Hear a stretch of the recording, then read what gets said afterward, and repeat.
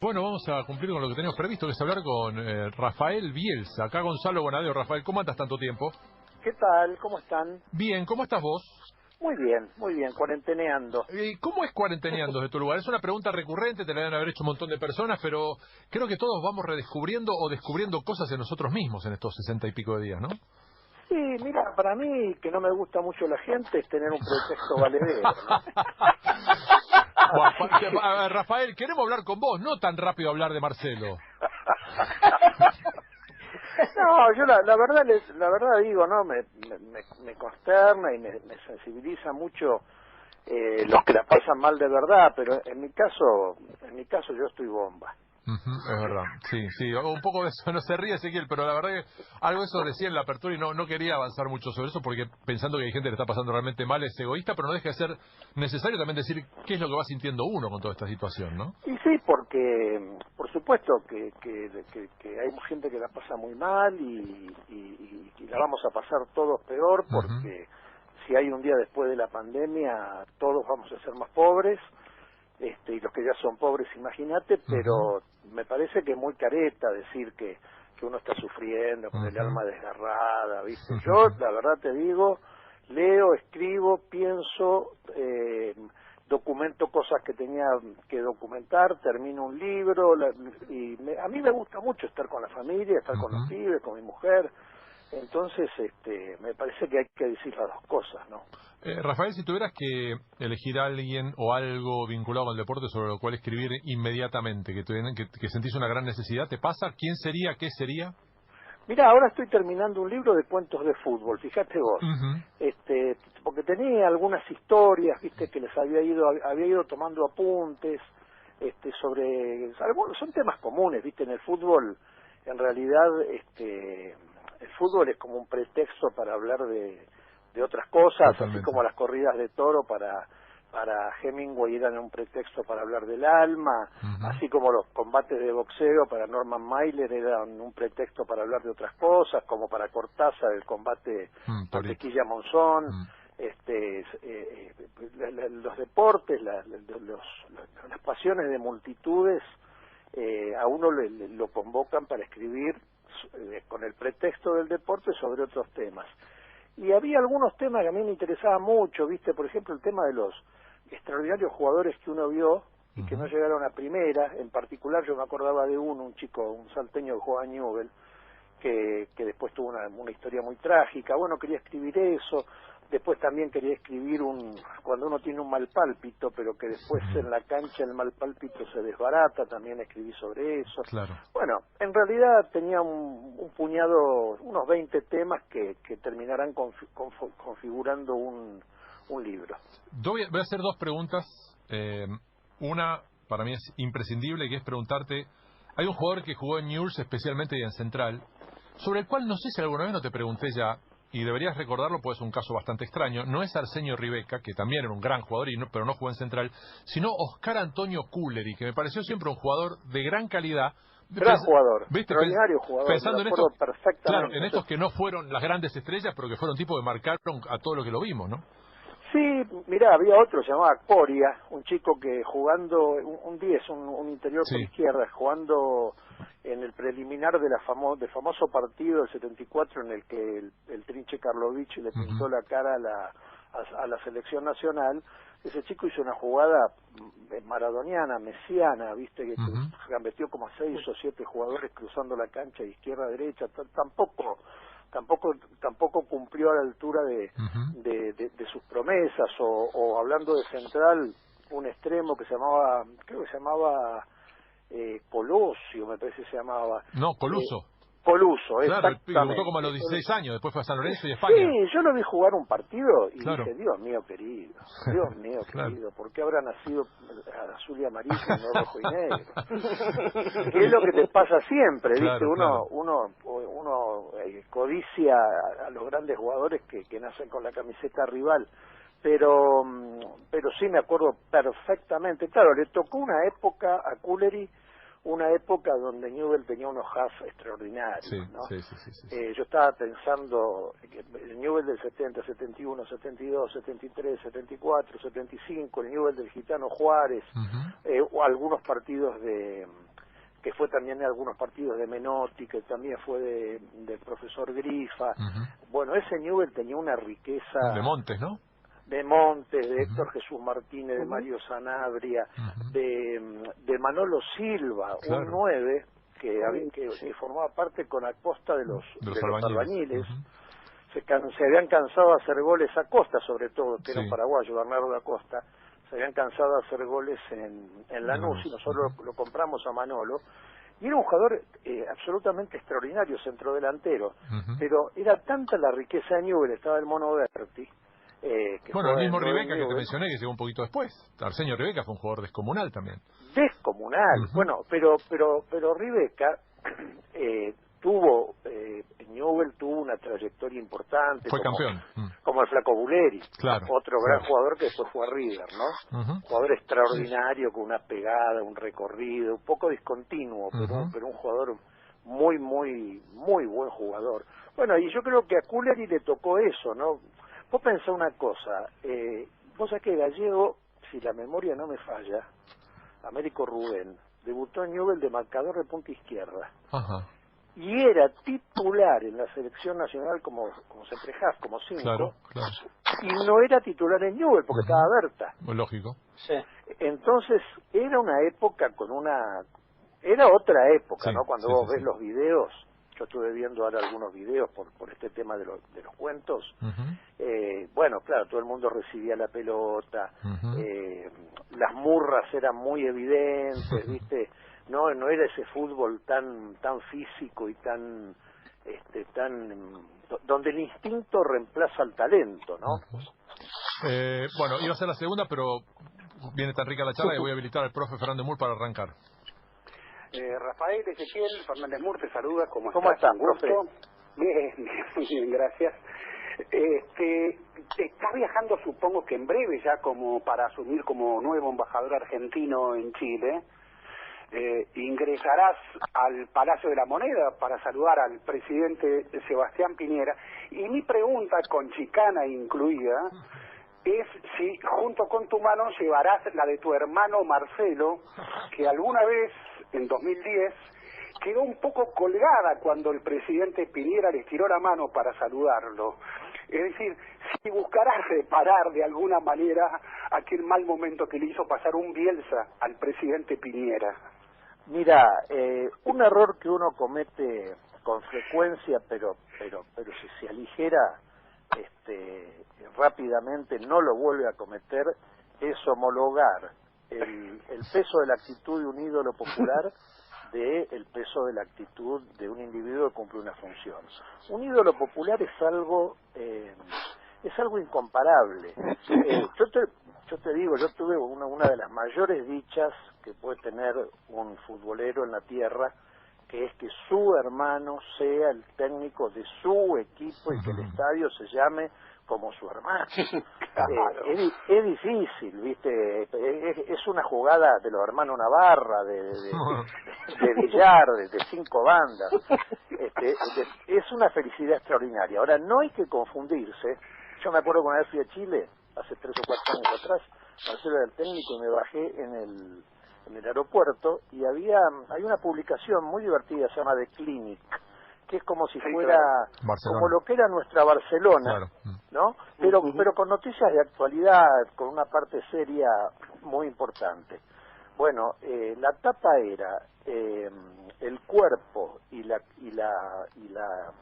el solideo papal de, en aquel momento, ya era Francisco, y la cara de Marcelo, que decía, no, era Ratzinger, decía, santo ya, no esperemos que muera. Esa era la tapa. Imagínate, no se pueden comparar las dimensiones. Yo cumpliré correctamente con mi rol protocolar y trataré de que Argentina tenga en Chile, que es un país que quiero mucho, en lo personal lo quiero mucho, tenga en Chile un embajador cabal y que el país se merezca y que lo haga sentir por lo menos que no le dé dolores de cabeza a la República Argentina. Vos decís que Piñera no te va a preguntar por tu hermano, ¿no? Entonces, no va a decir, ¿y cómo está Marcelo? No, bueno, a ver, yo voy a tener que decir el primer día y lo repetiré hasta el último, no voy a hablar de cuestiones personales. Claro, totalmente. Que en el caso de Marcelo, viste que lo personal se eleva a la 10ª potencia. Totalmente, sí. Dani. Rafael, un placer. Daniel Acucci lo saluda. La verdad que la primera respuesta que le dio a Gonzalo me disparó 3 o 4 inquietudes, pero ya que nos metimos con Marcelo, a partir de lo de Ezequiel, me voy a ir por ese lado. Y a propósito de esto del estadio, decía que, bueno, usted es hincha de un club que el nombre del estadio es el de su hermano. El otro día creo que hasta la cuenta oficial de Newell's subió algo muy gracioso, que era una foto de Marcelo con una maqueta del estadio dentro del estadio. Entonces decía, Marcelo Bielsa sostiene una maqueta del Marcelo Bielsa en el Marcelo Bielsa. Una cosa de un personalismo que seguramente a Marcelo le debe resultar incómodo. Entonces, la pregunta va por ese lado, porque las dos últimas imágenes que hemos visto de Marcelo son una de una selfie de un hincha allí en Leeds, y Marcelo con una sonrisa iluminándole la cara en plenitud, y la otra es una estatua, Marcelo convertido en estatua. Me encantaría poder preguntárselo a él, que se siente, pero bueno, si lo pregunto a Rafael, ¿qué siente Marcelo ante ese tipo de gestos? Sea el cariño popular en la calle, o sea ese cariño expresado en una estatua. Mirá, a ver, yo te voy a decir lo que yo creo que no es necesariamente ni lo que Marcelo me dijo, ni tampoco me estoy poniendo en un lugar que no me corresponde. Marcelo valora mucho el respeto. Para él el respeto del interlocutor, el respeto del otro, yo te diría que es casi la condición fundamental, hasta de los jugadores que dirige, de los colegas técnicos. A él no es un individuo de colores primarios, él es un individuo de colores matizados. Entonces, vos fijate, la actitud de hacer una estatua o la actitud de ese chico que sacó la selfie cuidando la distancia social obligatoria son dos actitudes sumamente respetuosas. Separo Newell, ahora te voy a hacer un comentario en particular de Newell, pero se lo puede convivir con eso. No, si pudiera elegirlo no le haría gracia. Alguna vez le dijo él al colega de ustedes, que a mí me cae también, este chico que escribió un libro sobre Marcelo. Ariel Senosein. No, Fernando después Pacini. de Ariel. Después. Fernando Pacini. No. ¿Quién otro puede ser? Román Yuch. Román Yuch, no. Sí, Román Yuch, el día que le pusieron el nombre al estadio, se cruzó con Marcelo, porque estaba en ese evento, estaba terminando el libro, y le dijo, ¿sabe Marcelo que porque lo escribió sin la colaboración de Marcelo? ¿Sabe Marcelo que estoy escribiendo un libro? Y entonces Marcelo hizo un gesto como de resignación y dijo, bueno, si tiene que ser, mejor que sea usted, porque lo respeta. Claro. Entonces, yo no creo que se ponga contento, ni que se envanezca, ni que si algo le genera puede ser incomodidad. Ahora, en el caso de Newell, ¿qué es distinto? El caso de Newell es muy complejo, porque Marcelo es un técnico en actividad, y al ser un técnico en actividad y el estadio llamarse con el nombre de él, es una situación muy difícil, porque ustedes saben lo que es el fútbol. Entonces, ser técnico de Newell, que te vaya mal, Newell se queda sin el ídolo y se va a la B. ¿Entendés? Hay que pensar también ese tipo de cosas, ¿no? Es una limitación, es una enorme limitación. ¿Guidito? Bueno, le mando un abrazo a Rafael, y le agradezco porque me ha soportado un poco en estos días. Con mucho gusto. A mí también me gusta el respeto. Lo mismo. La primera tiene que ver con una cuestión meramente del día a día, del tipo de la calle y del periodismo en sí. ¿Newell's o Newell's? Newell. ¿Cómo es? Mira, el otro día, porque abrí una cuenta de Twitter hace unos 2 meses, ¿no? Y en la caracterización, viste, en el perfil puse hincha de Newell, claro, ¿no? Claro. Y un señor muy respetuosamente me dijo que don Isaac Newell's se revolvería en su tumba de haber degradado su nombre a una castellanización tan vulgar.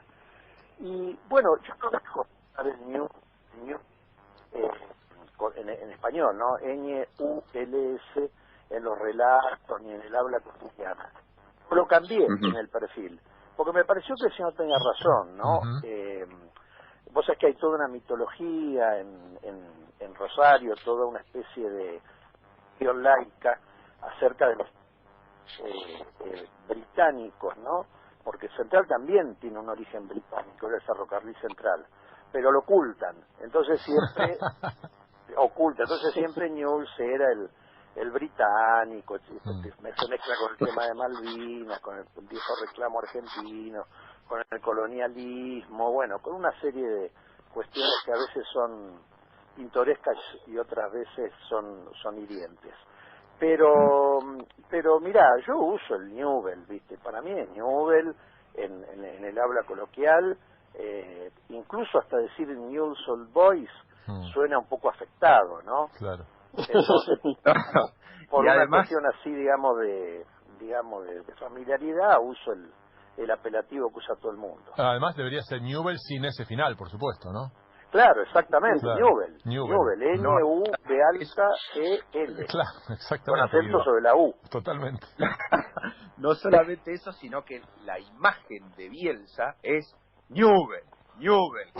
¡Carajo! Así que es Newell. Ahora, no, la otra que quería hacerle, más allá de esta cuestión de Newell o Newell, me voy a basar sobre...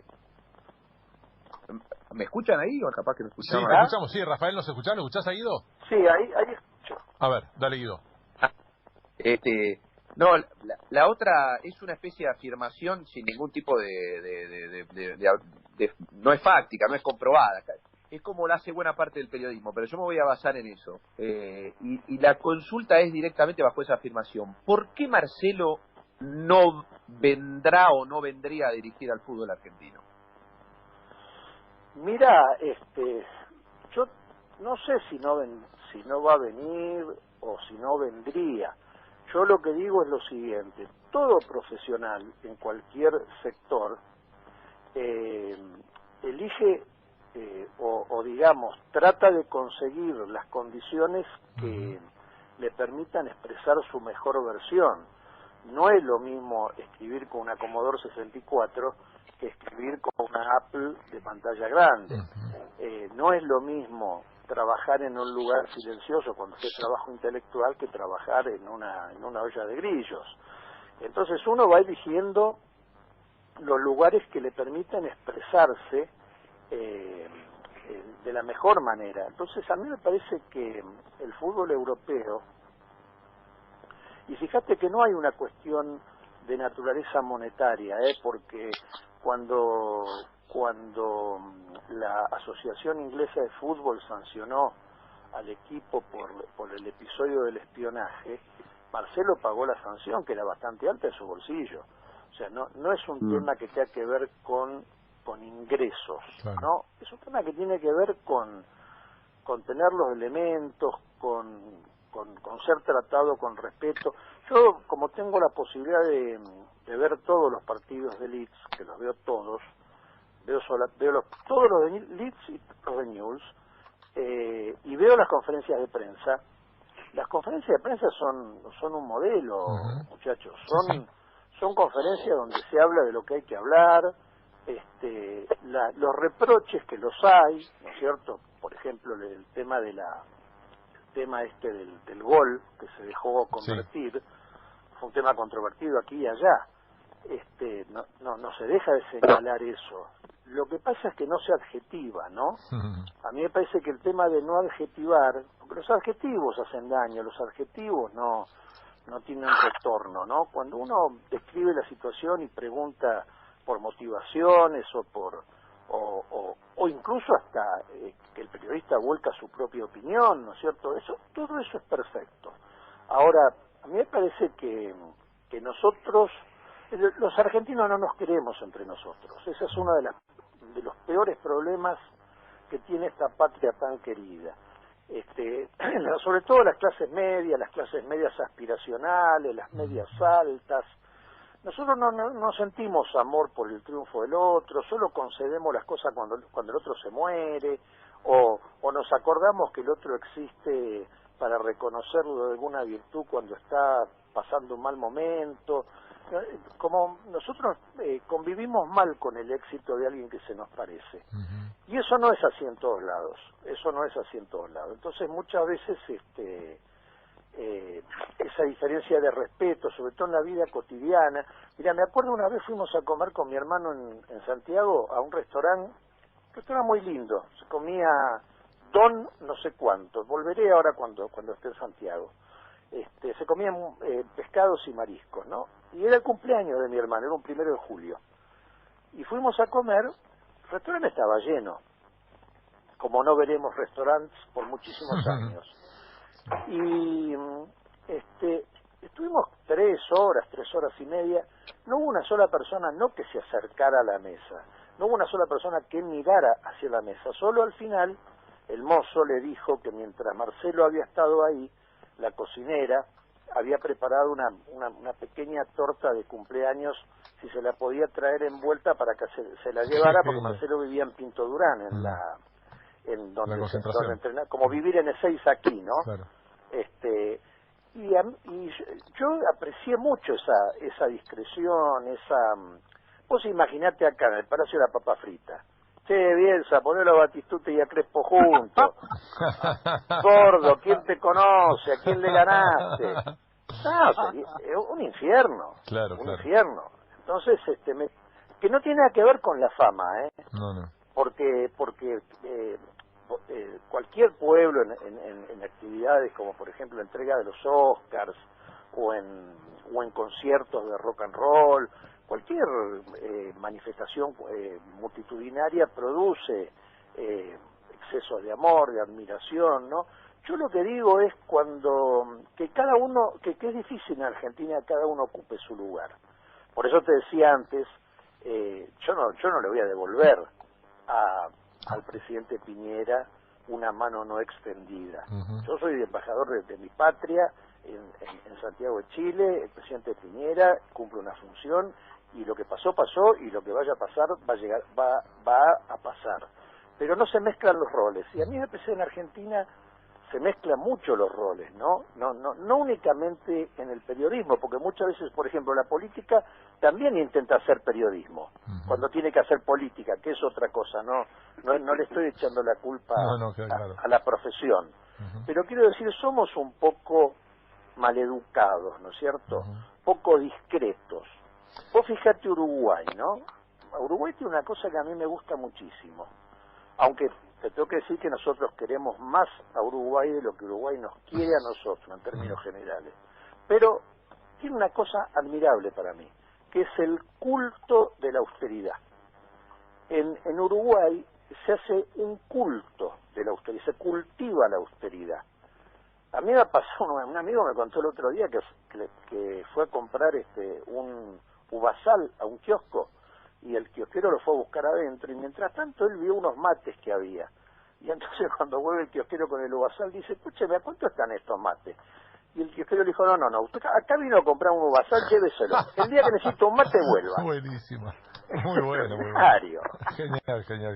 Es extraordinario. Bueno, son nuestros problemas nacionales y es lindo hablarlos y tratar de resolverlo ahora que tenemos un buen argumento para pensar en ellos y para compartirlos, ¿no?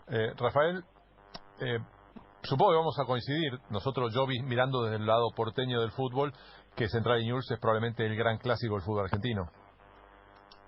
Sí, a ver, yo digo, no es un tema de magnitud, es un tema de intensidad, ¿sabes? Eso mismo, sí, claro. Me parece que es irrepetible.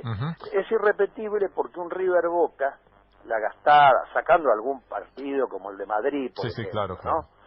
Sacando alguna cosa excepcional, un River Boca dura una semana. En Rosario, un Central Newell's dura 6 meses. Claro. Todos los días con la misma intensidad. Y yo les puedo decir, lo hablo mucho con Matías Patanián, ¿no? Que es un fanático de River y Sí. fue compañero mío de trabajo. Entonces yo le pregunto cómo vivís el clásico, cómo sentís el clásico, ¿no? Y yo les puedo asegurar que en mí es una instancia de muerte, Ujú. pero es de muerte, es una instancia de agonía. Yo agonizo Claro. mientras se juega el partido. Así como Bueno. florezco cuando ganamos o me vuelvo absolutamente mustio, una cala mustia cuando perdemos. Claro, pero Rafael, dentro de esa lógica, y a vos te ha tocado jugar desde tu lugar de leproso un rol equivalente al de otros canallas, siento también a la distancia, y quiero saber si esta es tu percepción, que desde algún lugar que no consigo percibir bien de dónde es, estamos corriendo el riesgo de arruinar definitivamente esa magia que es el clásico rosarino. Bueno, pero a ver, yo digo una cosa, Chavo. Chavo. ¿Hablaste vos, Chavo? Gonzalo. Ah, Gonzalo. Mira, digo una cosa, Gonzalo. Yo pienso lo siguiente. Haber transformado el fútbol en la industria del fútbol, indirectamente es un golpe a un elemento central que son las mayorías y las lógicas de las mayorías. Jugar sin visitante es un golpe porque hubo un folclore que mientras no fue mortal, fue muy celebratorio, que eran los partidos con local y visitante en la cancha. Lógico. No es lo mismo un Newell's Central con la mitad de la cancha central y la mitad de Newell que un Newell's Central con los de Newell en Newell y los de Central en Central. Ahí ya le dimos un golpe a la esencia y al espectáculo y a la intensidad. El fútbol, el otro día me llamó un periodista de Francia, un chico que vive en Lyon, un gran periodista, para preguntarme qué opinión tenía yo de jugar al fútbol sin este público, ¿no? Que es un poco el escenario post pandemia. Y yo decía que me acordé de una frase del Gordo, como termina Triste, Solitario y Final, creo, del Gordo Soriano, ¿no? Un domingo sin fútbol es como un domingo sin sol. Sí. Bueno, a mí me parece que un domingo sin público será lo que tenemos, pero no es lo que queremos. Claro. ¿No? Entonces me parece que el tema de yo lo vi al partido de la selección rosarina contra la selección nacional. Yo lo vi. Ese hecho de haberlo visto, ¿no es cierto? Es de haber estado ahí, porque la emoción se contagia, todos los sentimientos se contagian, la consternación se contagia. A mí me pasa, porque soy peronista, cuando veo de nuevo la gente bajo la lluvia en el velorio de Perón, o las multitudes cuando murió Evita, o los chicos cuando murió Néstor Kirchner, yo no puedo contener la emoción. Porque me siento arrebatado, arrobado por la emoción. Bueno, el partido de fútbol es lo mismo. Claro. Entonces, si le quitamos el público, si le quitamos el entorno, ¿no es cierto?, que tiene el fútbol, y bueno, no es el mismo fútbol, no es el fútbol. Profe. Sí, a mí me causa gracia por un lado que al señor Isaac News sea Newell, pero lo que nosotros decimos todos, Karlovich, le mantengan, le respeten el Karlovich, ¿no? Ahí sí son... que está bien, me Sí, parece. lo que pasa que como es difícil rosarinizarlo, creo decir Karlovich. No, pero acá los porteños mandamos más el Karlovich y yo claramente en Rosario se respeta mucho más el croata original. Sí, es cierto. Pero bueno, pero no reparaste nunca en la arbitrariedad con que uno pone apodos y los artículos. Por ejemplo, ¿por qué la Pepona Rinaldi y no el Pepona? ¿Por qué la Gata Fernández y no el Gato Fernández? Claro. ¿Por qué el Gato Marín y no la Gata Marín? Bueno, es una de las magias del fútbol, ¿no? Bueno, intuyo un cuento por ahí, estimado. Pero, aparte eso de la austeridad de los uruguayos, austeridad en todo menos en el fútbol, porque maracanazo, negro jefe. Digamos que alguna vez me dijo Gerardo Caetano, gran historiador uruguayo, que ellos se reservaban la épica, que la mitología griega de Uruguay era el fútbol, ¿no? Así que ahí en el fútbol los uruguayos pierden todo tipo de austeridad. Y ahí es donde, si los uruguayos pierden hasta la austeridad con el fútbol, es ahí donde te quiero preguntar, ¿qué es el fútbol? ¿No? Porque durante el gobierno anterior tuvimos una intervención política directamente de la AFA, hubo una clarísima intención de que nuestros clubes fueran convertidos en sociedades anónimas otra vez, y ahora, ayer mismo, se resolvió cambiar el estatuto de la AFA, se había cambiado unos días antes, y bueno, y hay un presidente que puede llegar a estar con el cargo hasta 2029. Y aquellos mismos que apoyaron en algún momento la Superliga, ahora quedaron con la estructura firme de la AFA con el mismo énfasis. ¿Qué es el fútbol? ¿Por qué podemos pensar que el fútbol puede estar exento de manipulaciones, deseos políticos, deseos de perpetuidad, de poder, de economía, de todo eso que incluye a la vida?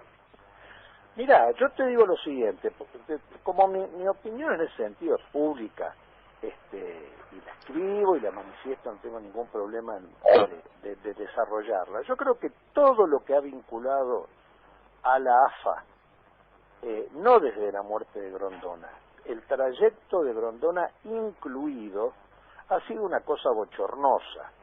Todo. Si uno busca en los lugares de exposición pública ejemplaridad, bueno, yo no lo he encontrado. La única ejemplaridad, fíjate vos qué curioso, ha sido la dignidad o el decoro de este chico que estaba a cargo de la Superliga, que tuvo el tino de renunciar.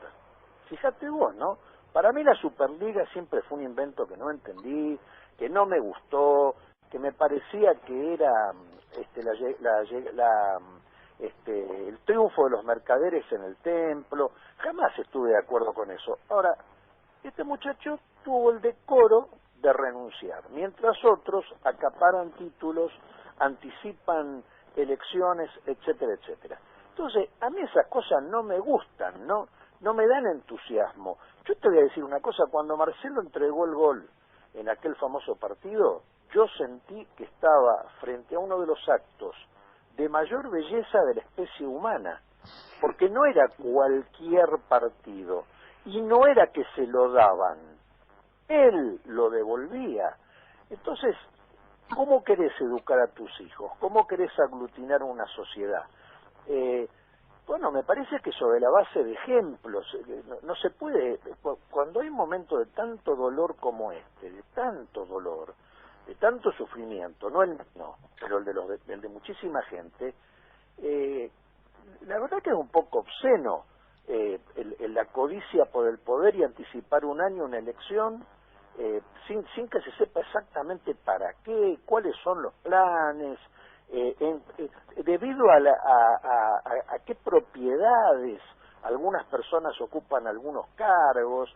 Entonces, todo lo que hagamos en ese sentido, a mí me parece que desnaturaliza el deporte y tampoco es inexorable, y no te vas a creer que es exactamente igual en todos lados. Donde hubo regímenes mixtos respecto a las sociedades anónimas, bueno, mi primer debate público con Macri fue sobre las sociedades anónimas deportivas, que le di una paliza en el colegio de profesionales de ciencias económicas. Le gané el partido que no le tenía que ganar, porque podría haber perdido eso y ganado las elecciones, pero no. No, gané eso y perdí las elecciones. Muy bueno. Bueno, así es la vida, así te enseñas, si querés aprender. Claro. Bueno, pero, ¿qué te quiero decir? No son cosas que a mí me caigan bien, viste, que me parecen enjuague, me parecen cosas poco claras, etcétera, etcétera. Ahora, refiriéndonos a la vida, ¿no? Ezequiel, vos que escribiste el libro sobre Bonavena, bueno, qué sé yo, a mí me parece que... Lo escribiste vos, ¿no? Sí, claro. Sí. No, como te quedaste callado, digo, capaz que me... Es muy tímido, es como un tal Marcelo Bielsa. Bueno. Bueno, que para mí es un libro maravilloso, Sí, el de claro. Ringo, maravilloso. Muchas Inclusive lo volví a releer hace poco porque uno de los cuentos es una historia personal que toca de costado a Ringo, ¿viste? Y toca también de costado el fútbol, porque Ringo hubiera sido, si no hubiera tenido los pies planos, hubiera sido central de Huracán, eso es lo que a él le gustaba hacer. Sí, claro, Claro, sí, sí, sí. Imagínate. Creo que alguna vez lo dijo, se lo dijo a Sí, alguien, ¿no? sí. Se lo dijo a la hermana de un amigo mío, por lo menos. Ujú. Bueno, y yo te decía, a vos que te gusta el boxeo, que leíste a Mailer, ¿viste? No se erigen, de los malos comienzos no hay buenos finales. De los malos comienzos hay finales peores. No se recomponen las cosas en el camino, porque no hay ejemplaridad. Cuando vos tenés un lugar de comando, un lugar de mandato, imagínate si Napoleón hubiera sido cobarde físicamente, o Winston Churchill, ¿no es cierto? No hubiesen tenido coraje físico, además de coraje intelectual. ¿Cómo qué sería la historia? Bueno, eso es lo que se llama ejemplaridad. Entonces, yo digo, tanta enemistad, tanta falta de cariño, tanto irrespeto con Marcelo por el tema de las conferencias de prensa, porque va a una fiesta con jogging. Bueno, ¿por qué no lo dejan en paz a ese hombre? Claro. ¿Por qué no ven cómo juegan los equipos? ¿No? Que es su tarea. Su tarea. Entonces yo digo, hoy, institucionalmente, ¿el fútbol está más fuerte o está más débil? Hoy, institucionalmente, ¿se puede ir a la cancha con la familia o no se puede ir a la cancha con la familia? Las chicas, si no van a la platea, ¿pueden ir a la popular y a la platea cada vez menos? No. ¿Uno puede asegurar que un partido va a terminar sin una reyerta entre barras? No. ¿Uno puede asegurar que dentro de una cancha de fútbol no se vende droga? No. Bueno, esto es lo que han conseguido. Y la Argentina hace 30 años que no gana un título. Entonces, las cosas son como son, muchachos. Vos me decís, mirá, el fútbol que viene va a implicar que vamos a hacer un gran esfuerzo de scouting y de fortalecimiento de las fuerzas básicas, de las divisiones inferiores. Perfecto. Eso me parece extraordinario. Juguemos con pibes de 20 años. Eso me parece maravilloso. Ahora, comprometámonos a jugar todas las mismas reglas. Porque si no, si solo algunos que hicieron bien las cosas van a tener una desventaja deportiva, no me parece que sea justo. La Argentina está perdiendo el lugar internacional que ocupó históricamente en el tema de la colocación de jugadores de fútbol, porque me parece porque estamos trabajando menos, o quizás peor, o quizás con un sentido más de oportunidad. Los jugadores de fútbol, hay muchos jugadores de fútbol que no alcanzaron lo que hubieran podido ser por haber accedido a una transferencia que no era buena. ¿A quién se le ocurrió? A ver, ¿a quién se le ocurrió que el burrito Ortega le podía dar lo mismo que lo alentaran en turco que en argentino? Claro. Lo llevaron al ser base. Era un tipo, es un tipo sensible, un chico que necesita que lo quieran en español, no que griten un gol en turco. Vamos con las últimas, Dani y Dale. Guido. Dale, ya que es la última, no quiero perder la oportunidad de hacer una pregunta para mí recurrente, pero más cuando estoy con alguien como Rafael. Y la cuestión, Rafael, y sé que estás, por lo que dijo, está escribiendo un libro sobre futbolistas extraordinarios, es Maradona y Messi, Maradona o Messi, Maradona e Messi. ¿Qué tipo de comparación o reflexión se puede hacer sobre ellos dos? Mirá, desde el deporte, uno adquiere una deuda de gratitud con los que lo elevaron y le permitieron por contigüidad sentirse mejores de lo que somos.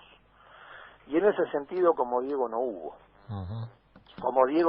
Y te voy a decir una cosa, incluso hasta sin campeonar, porque el Diego llorando en el partido contra Italia por los insultos de la hinchada es una imagen que yo no me puedo borrar.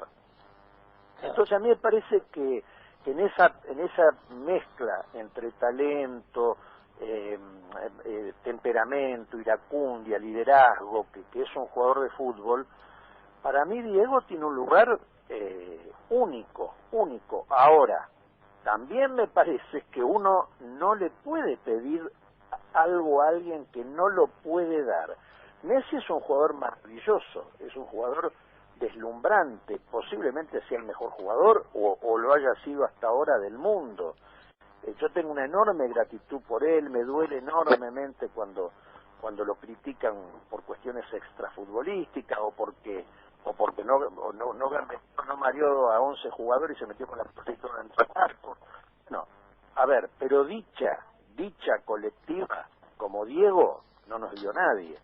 Entonces, para mí, yo le devuelvo me dio al considerarlo único. Posiblemente, desde el punto de vista del registro técnico, el otro día leí una cosa que dijo Pelé, que la habrán visto, ¿no? ¿Cómo pueden decir que fue mejor que yo? Que yo, porque solo deja la zurda y no cabecea, yo a la zurda a la derecha cabeceaba. Entonces, mezquino. Totalmente. Es una síntesis. La manejaba a la derecha, hacía siempre la misma. Carrincha hacía siempre la misma. ¿No? Claro. O sea que los marcadores no sabían cuándo. Además, con ese criterio, Cruyff podría considerarse mejor que Pelé. Exactamente. Exactamente. Entonces, no, me parece que no va por ahí. Me parece que va por el lado de que yo lo amo a Diego por todo lo que me dio. ¿Me entendés? Bien. Por lo que me dio. Porque nunca sacando Newell, nunca la selección nacional me dio tanto orgullo, tanta alegría, tanta sensación de que finalmente los argentinos podíamos caminar un poco más que durante un torneo juntos, que gracias a Diego. Entonces, ¿cómo no va a estar para mí en el lugar más alto del pedestal? Guido, la última, que se nos va el programa. La última, bueno, la verdad que hay, a Marcelo se lo admira, hay otros que lo critican, hay otros que lo ponen como un personaje oscuro del deporte de argentino después de lo que pasó en Corea-Japón, pero si hay algo que une a los detractores y a los que lo admiran, es increíblemente, esta es una pregunta menor, es una frase y un concepto que ilustra, pero todo el tiempo en cualquier fase laboral o personal, que es decir, la mejor versión. Se da cuenta que la mejor versión lo dicen todo el tiempo, todo, del deporte, fuera del deporte, política, y yo creo que es algo que nació verdaderamente con Marcelo. No sé si se la atribuye. Mirá, yo te digo una cosa, quizás sea un tema de educación, ¿viste? Porque nosotros estamos muy marcados, los tres hermanos, con el tema la cuestión del deber, ¿viste? Que un tema muy de mi madre, que fue profesora muchísimos años, el deber, lo que era debido. Y bueno, lo que es debido siempre es poder expresar de la manera más armónica tus mejores cuerdas. Por ejemplo, Karlovich lo hizo. Karlovich lo hizo porque Karlovich no solo fue un maravilloso jugador de fútbol, fue un maravilloso atorrante. Y él no quería ser un maravilloso chico 10. Él quería jugar a la pelota. Y jugaba a la pelota.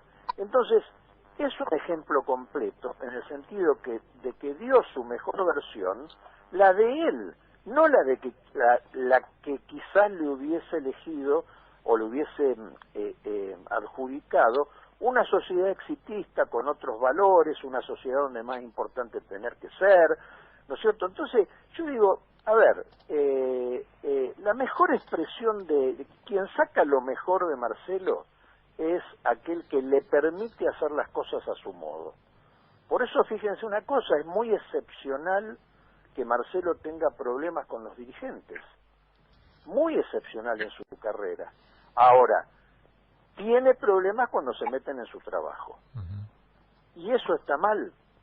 Si alguien se mete en el trabajo de ustedes, muchachos. No, es para quilombo, de cualquier manera. Quizás no termina bien, pero es para quilombo, sí. Obvio, y bueno, entonces es parecido a todo el mundo. Claro, con un agregado serio en el fútbol, y es que todo dirigente de fútbol cree que sabe del tema del que maneja tu hermano. Ese es el punto ya también. sé, eso es cierto. Claro. Ahora, también hay elementos que son objetivos, ¿no? Sí. Cualquier tipo que sabe de fútbol y lo ve al Leeds, yo te puedo asegurar que se deleita. Sí, claro, sí. Se deleita. Y a todos los lugares donde va, a veces con anónimos soldados, consigue rendimientos que son excepcionales. Sí. Porque me parece que no es solamente el maridaje entre ser estricto tácticamente, físicamente, futbolísticamente, es también hacer una combinación con un sentimiento, porque vos fíjate que así fue en Marsella, así fue en Bilbao, así es en Leeds, le importan otras cosas. Ahora, ¿está mal que le importen otras cosas? Un tipo que en la vida ha sido asociado con la transferencia de un jugador, un tipo con una conducta irreprochable, quizá el técnico que más discípulos le ha dado a la cantera de técnicos del mundo. Bueno, me parece que hay que valorar eso. Claro, es mi hermano, pero si no fuera mi hermano diría exactamente lo mismo. Bueno, Darío Benedetto no es su hermano y ni siquiera fue jugador suyo, y nos decía el domingo pasado, efectivamente, eso desde Marsella, me decía acá, la idolatría, no hay nadie que haya pasado por Marsella que haya impactado más fuerte que Marcelo. Y por eso, entonces me parece que, bueno, no sé, que cada uno haga lo que le parezca. Yo te digo el mundo en el cual me gusta vivir y el mundo en el cual no me gusta vivir. En el mundo de los partidos de fútbol sin gente no me va a gustar estar. Claramente. Igual a Newell lo voy a ver. Claramente, pero de local, Rafael. o cuando juegue contra Universidad Católica o Colo-Colo. Ahí podrás. Rafael, bueno. millón de gracias, un placer gigante. Un millón de gracias a ustedes, muchas gracias. Gracias, Rafael Bielsa, y una larguísima charla que podría haber sido un rato largo más, pero bueno, tenemos que entregar el programa, muchachos, entre otras cosas.